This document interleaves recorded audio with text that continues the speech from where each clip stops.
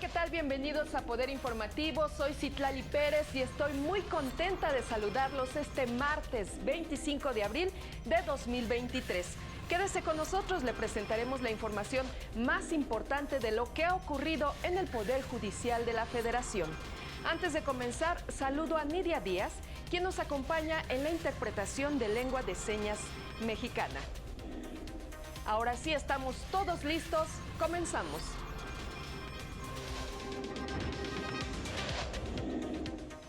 La Corte determinó que la Guardia Nacional puede auxiliar a la autoridad competente en la revisión de documentos de migrantes.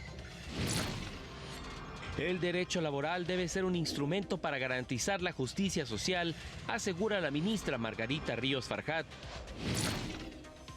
Mujeres que difunden contenidos en medios digitales tienen derecho a la privacidad y a la propia imagen. Diputados aprueban el nuevo Código Nacional de Procedimientos Civiles y Familiares. El Pleno de la Corte determinó que se apegan a la Constitución las disposiciones que regulan las facultades de investigación, recopilación de información, monitoreo de contenidos en la red y la intervención de comunicaciones que se otorgan a la Guardia Nacional para la prevención del delito. Sin embargo, en el caso de la intervención de comunicaciones, la medida procederá solo en ciertos delitos y previa autorización de un juez federal. Dos consideraciones que me parecen importantes. Estás sujeto a control de juez o control jurisdiccional esta medida. Y segundo, esta intervención preventiva de comunicaciones se autoriza en un listado específico que está en el artículo 103. Dicho marco contempla que la solicitud respectiva solo puede proceder por ciertos delitos, que la petición debe estar fundada y motivada, contempla un límite temporal, prevé la intervención del Ministerio Público en los casos en que se advierte el indicio de la comisión de un hecho delictivo. El Pleno también declaró válidas las fracciones que facultan a la Guardia Nacional para vigilar recintos portuarios, aduanas y carreteras, así como las que le permiten auxiliar al Instituto Nacional de Migración en la revisión de documentos de personas migrantes para conocer su situación legal, además de brindar seguridad en estaciones migratorias y el resguardo de migrantes. Acabamos de ver una tragedia terrible, precisamente en un centro migratorio o en un lugar donde estaban personas migrantes, donde al parecer y hasta lo que se sabe estaba encargada la seguridad local a una institución privada, donde no se tenían los mínimos elementos necesarios. Yo creo que una institución como la Guardia Nacional es una salvaguarda de que los lugares tengan las condiciones necesarias y que adicionalmente se cuide a las personas migrantes. El Pleno invalidó las disposiciones que facultaban a la Guardia Nacional para realizar operaciones encubiertas y de usuarios simulados, además de desestimar las que pedían invalidar las disposiciones que le permiten solicitar a las empresas de telefonía la ubicación de un teléfono móvil y las que la facultan para realizar actos de verificación. En más noticias, al participar en un diplomado, la ministra Margarita Ríos Farjat aseguró que los impartidores de justicia están obligados a convertir el derecho laboral en un instrumento de justicia social. En la implementación del nuevo sistema de justicia laboral, los operadores jurídicos tienen la responsabilidad de hacer que esta nueva herramienta se utilice para la transformación y la justicia social y no como un mecanismo para mantener el status quo de desigualdad e injusticia. Así lo señaló la ministra Ana Margarita Ríos Farjat al participar en la inauguración del diplomado en Derecho Laboral que organizó la Facultad de Derecho y Criminología de la Universidad Autónoma de Nuevo León. El derecho, aunque a veces lo parezca, no tiene vida propia. Es un instrumento en manos de las personas que pueden hacer de él un mecanismo de transformación y de justicia social. Pero también es un instrumento para mantener un status quo desigual e injusto. Es nuestra responsabilidad como operadores jurídicos que el nuevo marco jurídico en materia laboral sea un mecanismo del primer tipo, de justicia, y no del segundo, de mantener un statu quo de injusticias. En su alma mater, la ministra explicó que en el caso de Nuevo León se desarrolló una tradición industrial que trajo muchos beneficios, pero también dejó una huella de desigualdad social y afectación ambiental. Por ello, señaló que el derecho laboral juega un papel central como herramienta armonizadora entre la creación necesaria del progreso y una justicia social auténtica. Llamó a conocer a profundidad y apropiarse del nuevo sistema de justicia laboral que incorporó tribunales que garantizan un debido proceso en esta materia. A analizarlo desde una perspectiva crítica para contribuir a su desarrollo y perfeccionamiento. Se trata de un cambio jurídico de primer orden, quizá el más similar o el similar a este pudiera ser la reforma en materia penal, reforma que, por cierto, desde la Suprema Corte de Justicia seguimos trabajando en implementaciones, en ajustes e interpretaciones, ya 15 años después de la reforma. Poder Informativo, Juan Carlos González. Y un tribunal colegiado determinó que el Estado está obligado a proteger el derecho a la vida privada y a la intimidad de las mujeres que comparten contenidos en la red. El tercer tribunal colegiado en materia civil del primer circuito determinó que los juzgadores deben salvaguardar los derechos a la intimidad, a la vida privada, al honor y a la propia imagen ante la violencia digital o relacionada con el uso de las tecnologías de la información contra las mujeres. Argumentó que una persona tiene absoluta libertad de compartir aspectos íntimos de su vida, incluso de su vida sexual, a través de medios digitales, sin que esto implique una autorización tácita para que dichos contenidos sean compartidos con terceros ajenos a esa conversación. Ello obliga al Estado a garantizar el derecho a la vida privada y a la propia imagen de las personas que comparten contenidos y aspectos personales de su vida en medios digitales, sin que esto implique coartar su libertad de expresión y el acceso a una tutela judicial efectiva. Agregó que por ello los juzgadores deben aplicar la perspectiva de género para atender este tipo de casos, pues la violencia digital contra las mujeres atenta contra su intimidad, pone en riesgo sus derechos e incluso supone peligros contra su intimidad. Agrega que cada vez que se reenvía este tipo de materiales y su permanencia en la red, se promueve y refuerza la violencia en su contra, además de que puede derivar en su revictimización. Poder Informativo, José Luis Guerra García. Y en otros temas, al concluir la segunda jornada concursal, el director del IFECOM, Edgar Manuel Bonilla del Ángel, aseguró que desde el inicio de operaciones de los 2 juzgados de distrito especializados en concursos mercantiles, con residencia en la Ciudad de México y competencia en todo el país, se han generado nuevos criterios que han mejorado los procedimientos concursales. Añadió que esto ha permitido mejorar las reestructuraciones y los activos no solo de las compañías que atraviesan problemas financieros, sino también de los acreedores. En estas jornadas se abordaron temas relacionados con aspectos fiscales del concurso mercantil, evaluación del sistema de justicia en la materia y reformas que requiere el derecho concursal, entre otros temas.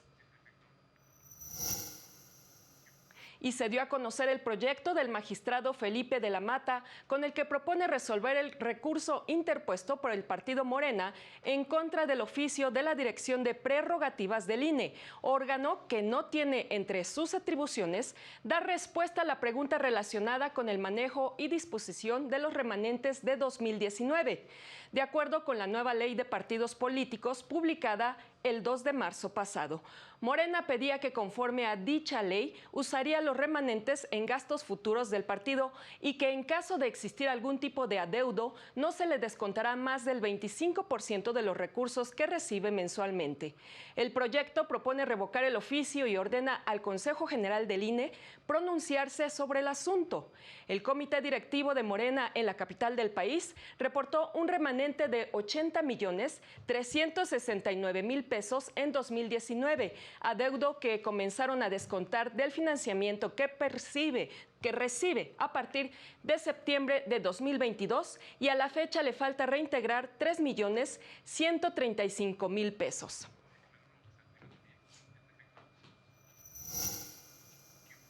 Momento de una pausa, pero antes lo dejamos con la información del clima. No se vaya.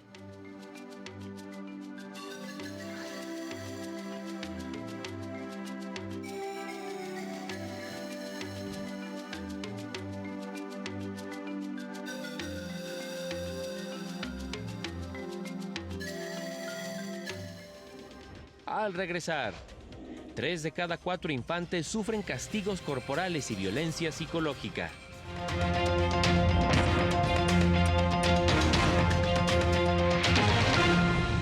9 de la mañana con 11 minutos, que no se le haga tarde, y la Cámara de Diputados aprobó la minuta con el decreto que expide el nuevo Código Nacional de Procedimientos Civiles y Familiares.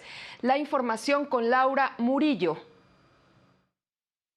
A 2 años de que la Suprema Corte de Justicia ordenó subsanar la omisión, con 481 votos a favor, fue aprobado en la Cámara de Diputados el dictamen con proyecto de decreto por el que se expide el Código Nacional de Procedimientos Civiles y Familiares.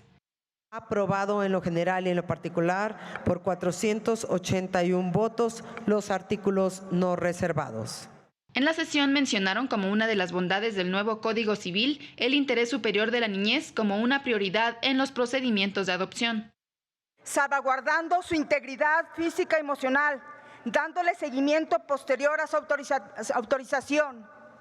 Llegó el momento de jubilar un código con 80 años de antigüedad. Es inminente la necesidad de homologar procedimientos a nivel nacional. Reflexionaron que uno de los temas importantes de atender es el presupuesto que será destinado para su aplicación, puesto que se encontrará a cargo de los congresos locales. Y aquí tenemos un problema, porque no le estamos dando recursos con claridad y presupuesto con claridad. Y quisiéramos que discutiéramos un poco eso. Entre otros de los grandes beneficios de dicho código, diputadas y diputados destacaron la oralidad, los ajustes procedimentales y la adopción de altos estándares previstos en tratados internacionales, con lo cual se prevé resolver el 70% de los juicios en el país. Para Poder Informativo, Laura Murillo.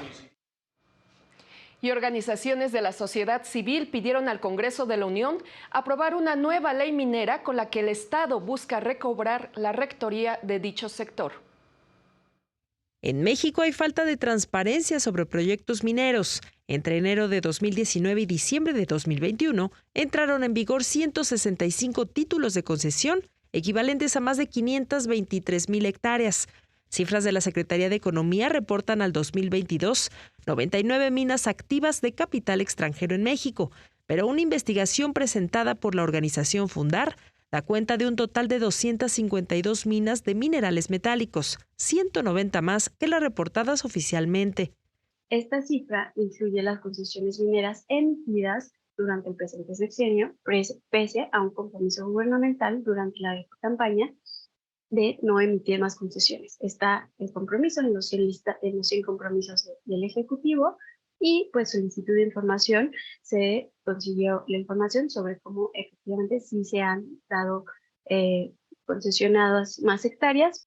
Por ello, investigadores urgieron la aprobación de la reforma a la ley minera, la cual, dijeron, tiene por objeto recuperar la rectoría del Estado en recursos minerales, regular el desastre ambiental que producen y garantizar el respeto a los derechos de pueblos indígenas.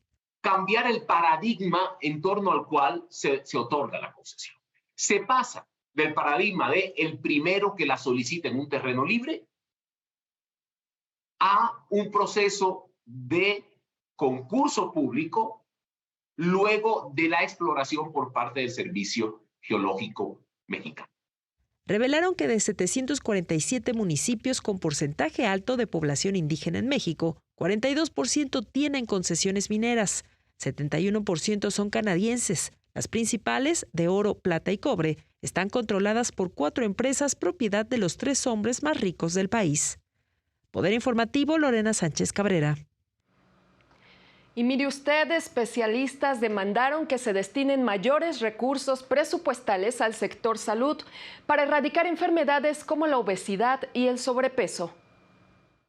Se estima que habrá muertes prematuras en México debido al desabasto de medicamentos para atender enfermedades como diabetes, obesidad, hipertensión y cáncer, indicaron especialistas.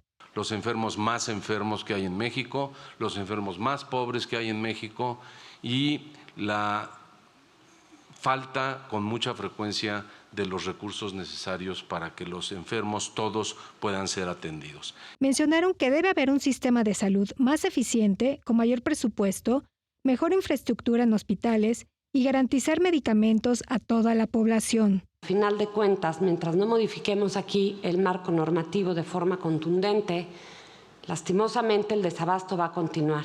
Con ello, como lo dijo Salomón, la carga de la enfermedad. El no surtimiento de recetas continuará y aumentará. Durante el cuarto seminario de salud y bienestar, señalaron que a consecuencia de la pandemia, este sector se enfrenta a una enorme brecha, pues para el 2030 se necesitarán 400,000 médicos y 800,000 enfermeras en hospitales públicos. Tenemos pocos médicos, deberíamos de tener más. Si seguimos haciendo salud como hacemos hoy, para el año 2030 vamos a necesitar casi 400,000 médicos. El 75% de niñas, niños y adolescentes sufren de sobrepeso y obesidad en nuestro país. Poder Informativo, Rosy García. Y el maltrato infantil es consecuencia de un fenómeno denominado adultocentrismo, pues históricamente las niñas y niños y adolescentes han sido considerados objetos de representación, protección y cuidado por parte de los adultos y no personas independientes, señalan especialistas de la UNAM. En ocasión del Día Internacional de la Lucha contra el Maltrato Infantil, este 25 de abril, señalan que 3 de cada 4 menores entre los 2 y 4 años de edad sufren castigos corporales o violencia psicológica con regularidad. Advierten que estos altos grados de violencia demuestran que la niñez y las juventudes en México son poblaciones en condiciones de vulnerabilidad. Incluso desde antes del nacimiento, a veces ya se está violentando al niño, ¿no? O cuando es un niño que a lo mejor no fue planeado ni deseado, entonces también ahí ya viene como un rechazo. Y especialistas universitarios y activistas exigieron a los gobiernos impulsar estrategias que protejan los derechos de las personas por encima de sus intereses para garantizar un futuro próspero. Las dos más grandes crisis de la humanidad de tiempos recientes, la pandemia mundial por COVID-19 y la guerra en Ucrania, han cambiado considerablemente la agenda global, más enfocada en buscar culpables que en hacerse cargo del futuro, advirtieron especialistas. Durante un coloquio internacional en la UNAM, señalan que es urgente un cambio de prioridades desde los gobiernos y la sociedad. Este panorama contrasta con el cortoplacismo de nuestras instituciones de gobierno, insuficientemente interesadas en explorar ese futuro y cuya previsión puede ser un gran instrumento de renovación de la política. Señalan que los cambios que impulsan los gobiernos e instituciones actuales tomarían cientos de años en verse reflejados, pues las políticas económicas, ambientales y sociales anteponen intereses particulares por encima del bien común de la población. Las leyes en sus países se basan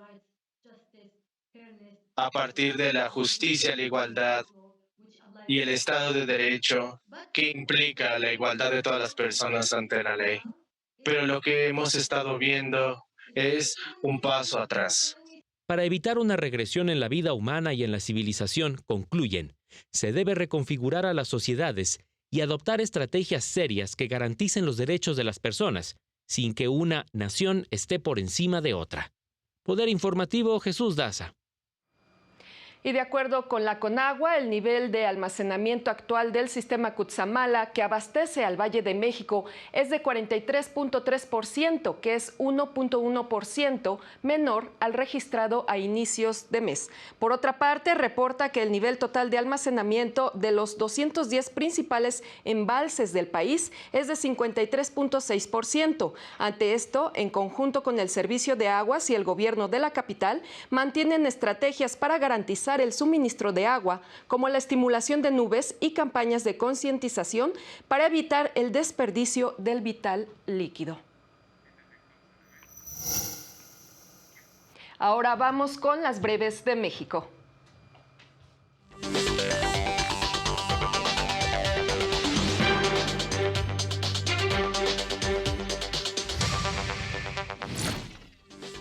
El INAI dio a conocer que presentará un recurso de reclamación ante la Corte contra la negativa de otorgarles la suspensión solicitada para que pudieran sesionar con 4 integrantes, con el fin de poder garantizar los derechos que tienen encomendados proteger, que son el de acceso a la información y la protección de datos personales. Será a más tardar el 19 de mayo cuando la Comisión Bicameral se reúna con los integrantes del Gabinete de Seguridad, con el fin de evaluar el papel de las Fuerzas Armadas en tareas de seguridad pública.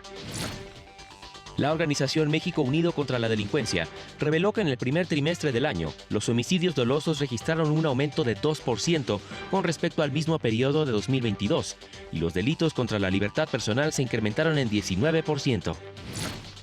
El INE dio a conocer que recibió las boletas para el voto de las y los mexicanos residentes en el extranjero que participarán en las elecciones del Estado de México y Coahuila. Las 1,765 boletas del Estado de México y las 857 de Coahuila se enviarán la próxima semana al exterior. Vamos a una pausa y continuamos con más aquí en Poder Informativo. No se vaya.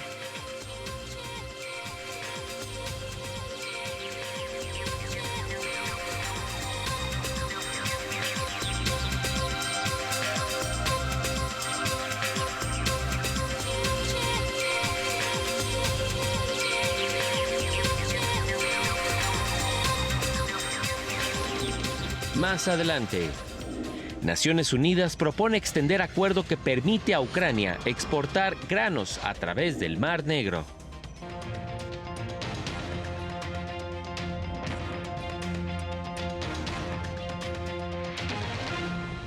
9 de la mañana con 23 minutos. Estamos de vuelta con la información internacional. El secretario general de Naciones Unidas, Antonio Guterres, presentó al presidente ruso Vladimir Putin una propuesta para extender el acuerdo que permite la exportación de cereal ucranio a través del Mar Negro. En respuesta, autoridades de Rusia señalaron que estudiarán la iniciativa. En el campo de batalla, un total de 412 proyectiles rusos cayeron sobre la provincia de Gerson, Ucrania, dejando 2 muertos y 6 heridos, luego de que las tropas ucranianas establecieran puestos de armada cerca de ahí en el cruce del río Dnieper, zona controlada por Rusia. Según un informe de la inteligencia británica, las autoridades impuestas por Rusia en las zonas ocupadas de Ucrania están coaccionando a la población para que acepte pasaportes rusos, bajo amenaza de que serán deportados y sus propiedades confiscadas si no obtienen este documento de identidad antes del próximo 1 de junio. Y dio inicio el 157 periodo ordinario de sesiones de la Corte Interamericana de Derechos Humanos en Santiago de Chile.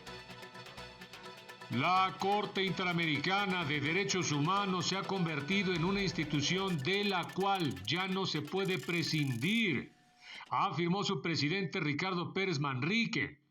En la ceremonia de instalación del 157 periodo ordinario de sesiones en Chile, el juez destacó la importancia de la defensa de los derechos humanos en toda la región, al hacer un homenaje al ex vicepresidente y ex juez de la Corte, Eduardo Bío Grossi, indicó: de lo que se trata es de hacer de ella, la Corte, una institución de la que ya no se pueda prescindir, es decir, que trascienda a las personas, los tiempos y sus circunstancias, en suma, que sea la casa que acoja a todos.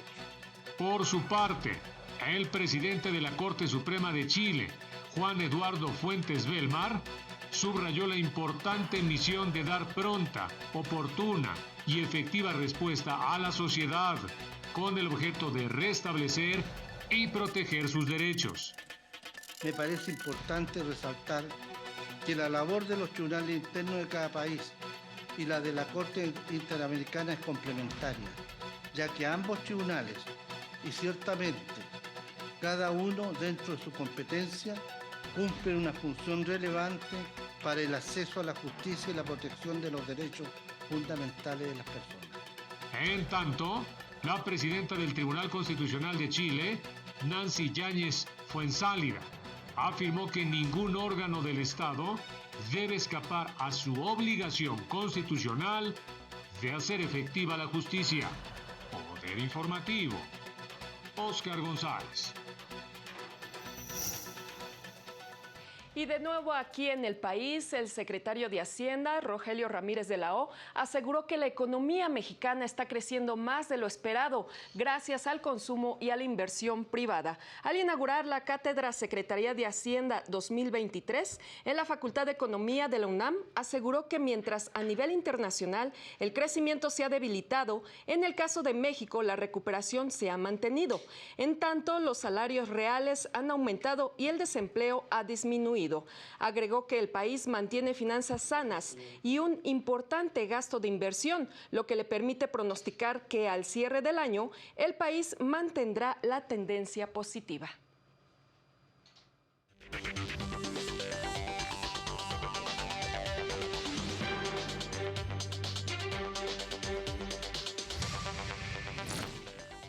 En la primera quincena de abril, la inflación general disminuyó 6.24% anual, su nivel más bajo desde octubre de 2021. Los precios de los energéticos cayeron en comparación anual, mientras que los de algunas frutas y verduras se mantienen a la baja.